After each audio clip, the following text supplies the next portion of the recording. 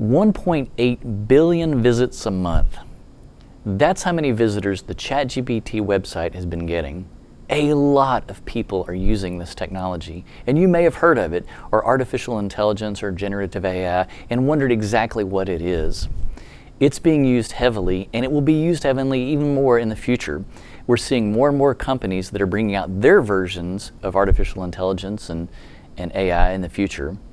Understanding it is extremely important. How it works, what you can do with it, what it's not good for, even what GPT stands for is important. And there's even more to learn. And the company that you've probably heard about is a company called OpenAI. They're absolutely a company. It sounds like they're open, which is one of the words we use in technology to mean free or not owned by anyone. They're not. They're absolutely owned by, and they're making billions of dollars of profit hand over fist. Microsoft alone has given them over $20 billion, and Zoom has given them a bunch, and lots of other companies have given them money. And so they're a company that has 3 products. The big one is called ChatGPT. And I need to talk about the name for a second because the name actually tells us quite a bit. The single most amazing thing to me that ChatGPT does is the first word, and it has nothing to do with chatting. And I'm going to show you in a minute what is so amazing about that first word that's nothing to do with talking or chatting. The GPT is important. G, anybody guess what G stands for? Generative, that's right. It's just for generating. P, pre-trained. And the last one is how it does it. And this is a technology, if you'd like to know more about, you can stick around afterwards and I'll tell you. It's a transformer. And it tells the computer how to look at interaction, like where to put its attention. If you think of a T as attention, that was the big breakthrough. About 10 years ago, they figured out how to tell a computer to pay attention to certain parts of a sentence and then work out from there. That's what a transformer does. And so this is the technology it's using. It has a pre-training period, and its purpose is to generate. And so, just to mention before we go look at it, this is the name of Google's. Google's is called Bard. If you go to bard.google.com, you can play with it right now. It's completely free. And I need to offer a timeout disclaimer here for a second.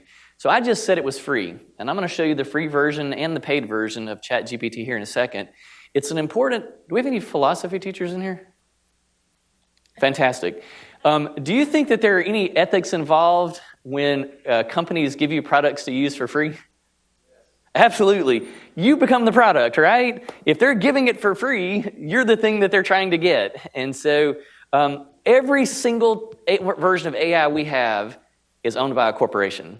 And so that's something important to know, and it's something important for our students to know, that this is a business. Google is a business, Amazon is a business, as you know, and so they're giving their interactions and documents and personal information. This has huge FERPA implications. In July, at Coastal, we released our policy for our faculty, and part of that was also including a reminder about FERPA. You cannot put your grade books into ChatGPT and have it analyze it. You cannot upload student papers and have it graded. I mean, you can, it's illegal, and it will absolutely grade them. It'll do an amazing job, actually. It is fantastic at analyzing content. Fantastic. Claude 2, one of the other competitors to it, is even better. You upload PDFs and tell it, take that 20-page PDF and summarize it, find problems with it, and give me the 3 main points.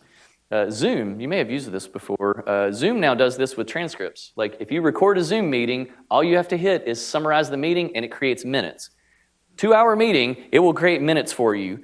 Now that's fantastic. I mean, it's actually astoundingly good, especially if you have the users have their name on their screen. It will say, Dr. Weissong, did I get it right? Dr. Weissong gave an extended discussion about the benefits of ChatGPT. Casey King responded with, so you have to make sure the names are right so you don't get like, Hot Daddy 34 said, blah, blah, blah. And so... just in case, I accidentally knew his username, and so I'm sorry. I didn't mean to reveal that. But it's astounding. Now, the problem is, you just gave ChatGPT via Zoom our meeting and discussion of strategic plans or whatever you're using it for. And so there are a lot of ethical concerns that go on this, just like with the internet, just like with social media, just like with so many other technologies, and so.